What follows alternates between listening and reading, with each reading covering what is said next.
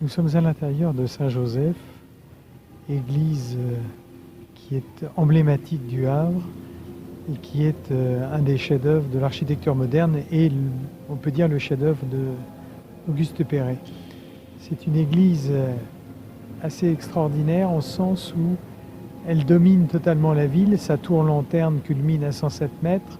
Perret l'a voulu en hommage à tous les sinistrés, à tous les victimes des bombardements de septembre 1944. Et puis elle est une sorte d'amère, une sorte de phare de la ville. C'est le bâtiment que l'on aperçoit le dernier quand on quitte le Havre.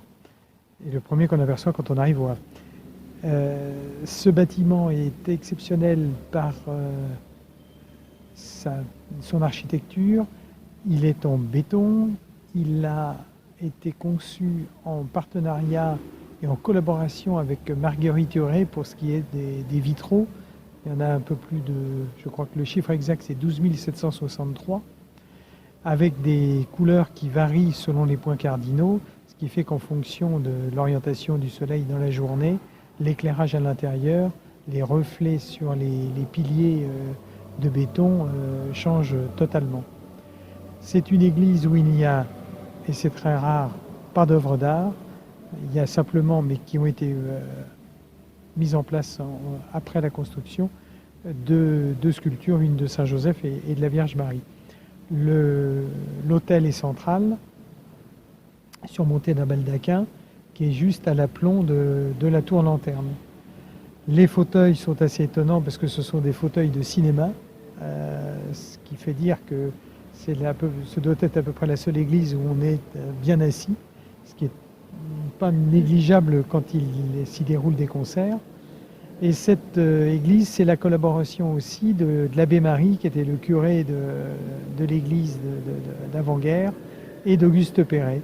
Une complicité très forte qui a permis à cette église de voir le jour. Sa construction s'est terminée en 57, les premiers offices ont eu lieu en 59 et les derniers aménagements au début des années 60.